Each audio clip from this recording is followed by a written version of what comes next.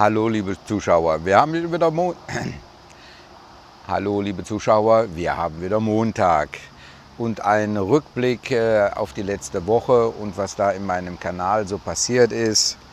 Ja, zuerst mal das Wetter. Ich muss aufpassen, dass ich nicht nass werde. Da oben kommen wieder dunkle Wolken. Seit einigen Tagen ist es also sehr wechselhaft. Gestern waren wir zum Beispiel unten in Lamay. Da fing es dann an am Strand und da fing es dann auch an zu regnen. Also da muss man jetzt mit rechnen. Aber Regenzeit würde ich da noch nicht zu sagen. Regenzeit, die kenne ich, dann regnet es auch richtig und dann auch schon mal tagelang. Das haben wir aber nicht. Ja, die Fernsicht ist heute Morgen, ich kann also ganz schemenhaft hinten Kotao sehen, also 50 Kilometer. Von Feinstaubbelastung ist schon seit Wochen nichts mehr zu sehen.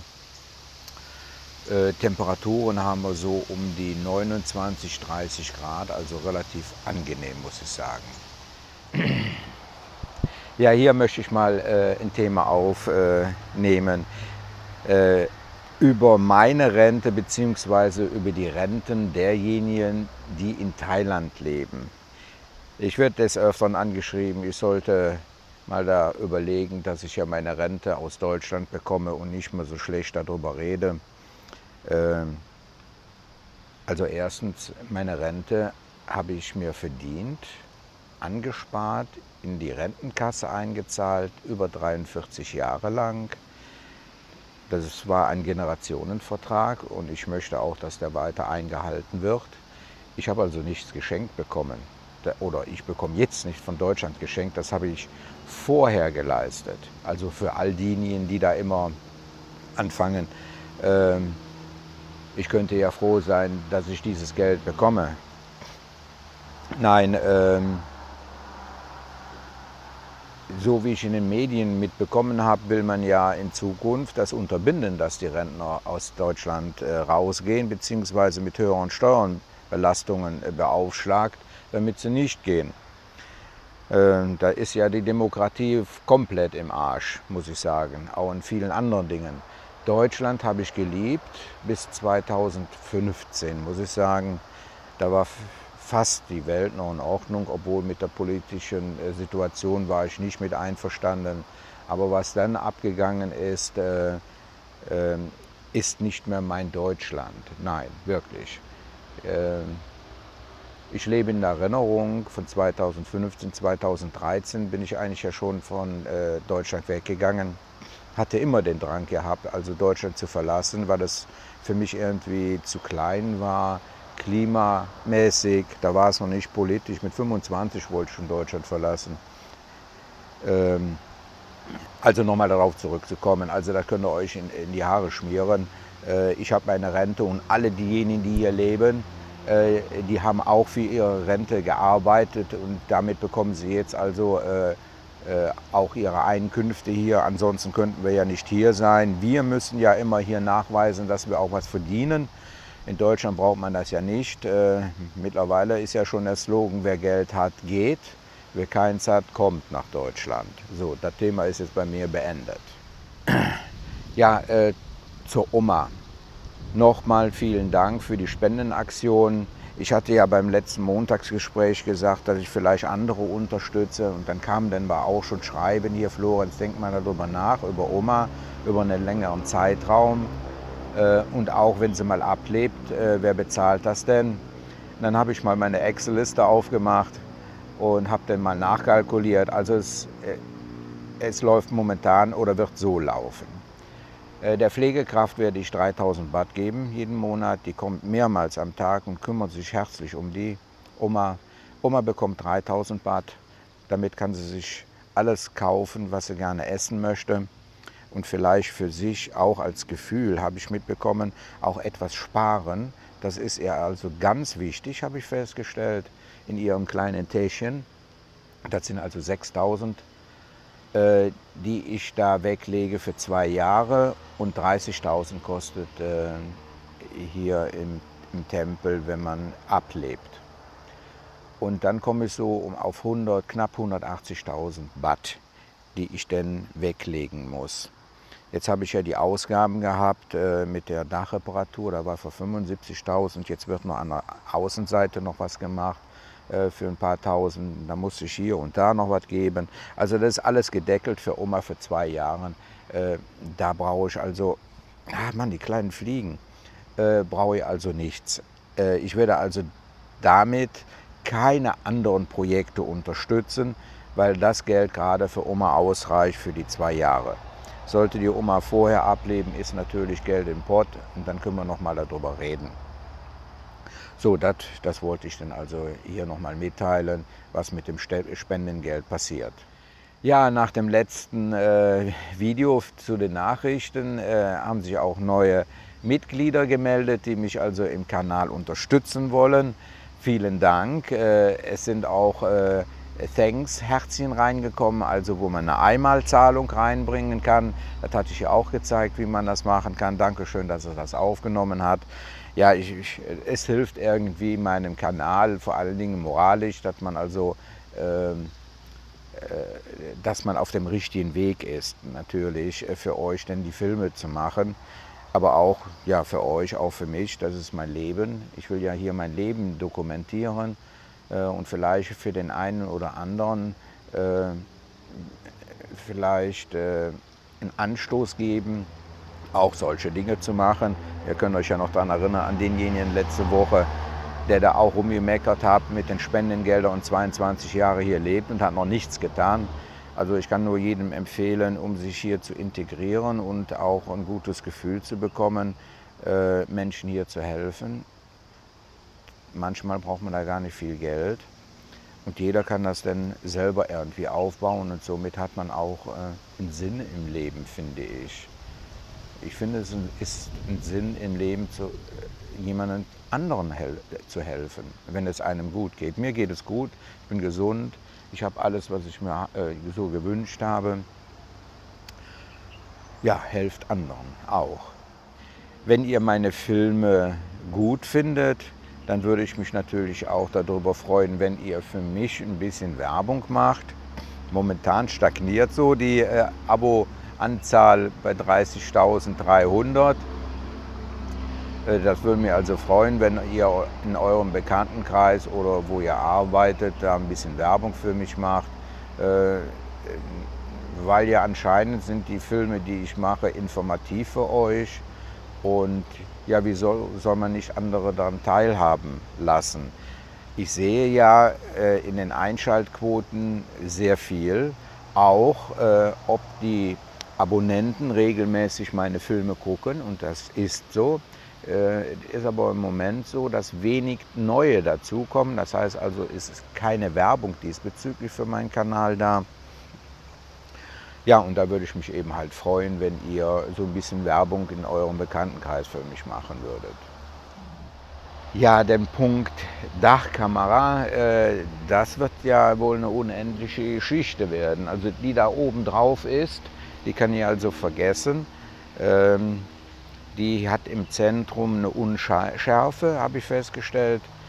Das ist ja eine 3-Megapixel-Kamera. Ich habe jetzt eine neue bestellt mit 8 Megapixel.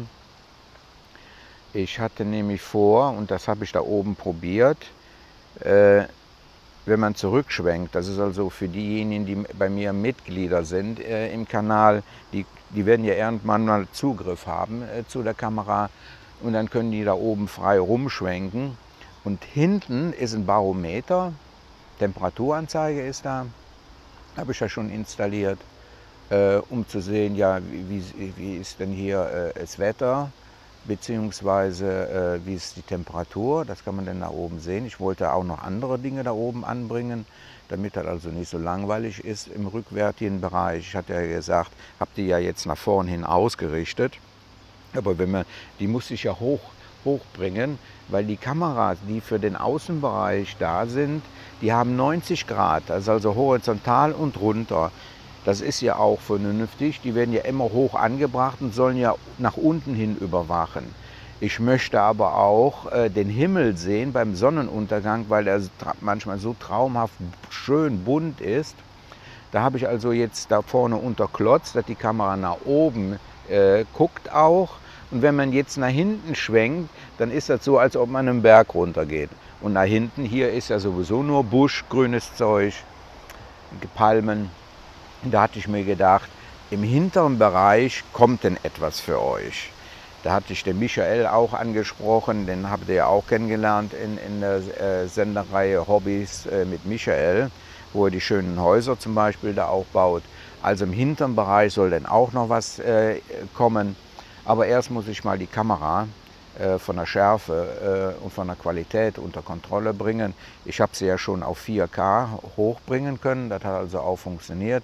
Aber wie gesagt, wenn ich jetzt nach hinten schwenke auf dieses Barometer, ist das Barometer unscharf verpixelt.